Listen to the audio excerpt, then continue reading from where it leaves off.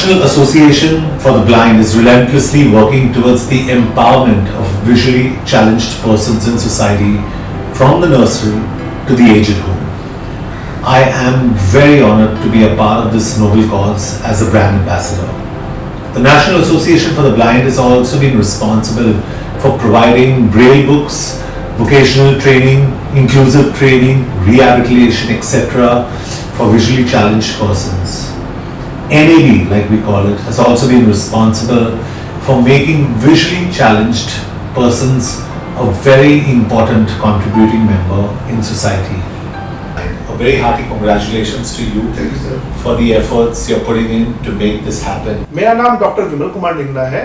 मैं national association for the blind India के acting honorary secretary general के पद पर पिछले लगभग 2 वर्षों से कार्य कर रहा हूँ। इस national association for the blind India एक राष्ट्रीय स्वयंसेवी संस्था है जिनका नेटवर्क 23 राज्यों में और कई सारी जिला शाखाओं के माध्यम से पूरे देश पे कार्य कर रहा है। हम लोगों के जो सबसे पायनियर प्रोजेक्ट्स हैं उनमें से नंबर 1 पर एजुकेशन का ही सप्लीमेंट है ब्रेल प्रेस। ब्रेल बुक्स वो होती हैं जो दृष्टिबाधित लोगों को फुल्ली इंडिपेंडेंट बनाती हैं। हम लोग उंगलियों के माध्यम से स्पर्श करके 6 डॉट पर आधारित ब्रेल लिपि से निर्मित पुस्तकों का निर्माण करते हैं जिसमें कोई भी दृष्टिबाधित अपनी शिक्षा और अपने जनरल रीडिंग की बुक्स प्राप्त कर सकता है। हम लोग ब्रेल प्रेस के माध्यम से कई सारी पुस्तकें भी छापते हैं जो जनरल रीडिंग की है। श्रीमद् भगवद गीता, रामायण, जो हमारे एजेड विजुअली इम्पेयर्ड हैं वो पढ़ सकते हैं।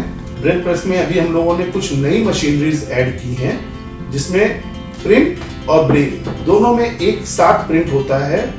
उस पुस्तक को भी हम लोगों ने छापना शुरू किया है। अभी हमारे महाराष्ट्र के माननीय राज्यपाल श्री रमेश बैस जी के हाथ से हमने एक पुस्तिका का विमोचन किया। इसके बाद में हमारा एक मुख्य प्रोजेक्ट है टॉकिंग बुक्स या ऑडियो बुक्स का निर्माण जो हमारे वर्ली सीफेस स्थित हेड ऑफिस में ही होता है जिसमें हिंदी, इंग्लिश और मराठी इन 3 भाषाओं में मुख्यतः हमारे पास में लगभग 6000 से अधिक पुस्तकें तैयार हो चुकी हैं विभिन्न भाषाओं की।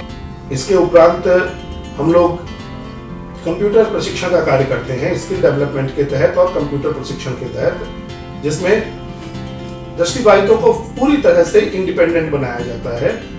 और आजकल के समाज में सबसे इम्पोर्टेंट हो गया है मोबाइल ऑपरेशन। दृष्टिबाधितों को भी हम लोग मोबाइल ऑपरेशन सिखाते हैं, एंड्रॉयड की ट्रेनिंग देते हैं।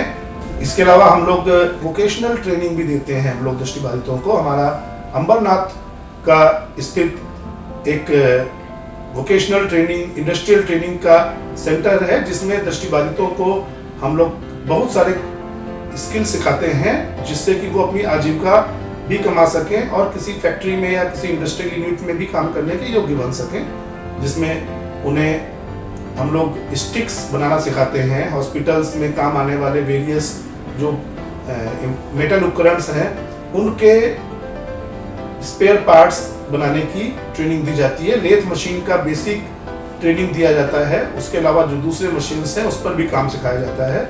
और बहुत सारे हमारे यहाँ पर रिहेबिलिटेशन के लिए ब्लाइंड बच्चे आते हैं जो लेटली ब्लाइंड होते हैं। उन्हें हम लोग रिहेबिलिटेट करते हैं।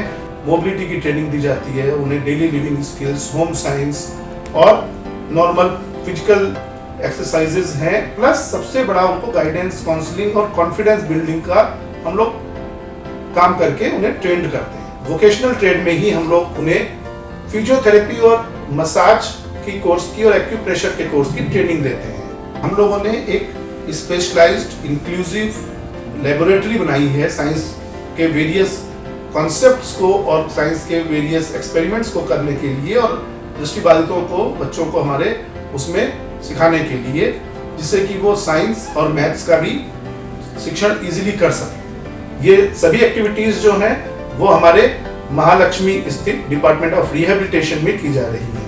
अंत में हमारा एक जो सेंटर है वो एजेड होम के नाम से है लोनावला में और उसमें हमारे यहाँ पर लगभग 70 से 80 विजुअली इम्पेयर्ड एजेड लोग रहते हैं। महिला और पुरुष दोनों के लिए ही हमारे पास व्यवस्थाएं हैं जिसमें उन्हें गेनफुल ऑक्यूपेशन भी हम सिखाते हैं, कुछ वीविंग का काम जैसे टॉवल मेकिंग का है, बेडशीट मेकिंग का है या कैंडल मेकिंग, और कुछ उनका पॉकेट मनी भी उनको मिलता है और साथ में वो एक सर्टेन एज के बाद में अकेलापन महसूस नहीं करते और अपना आराम से जीवन काटने के लिए वहां रह सकते हैं।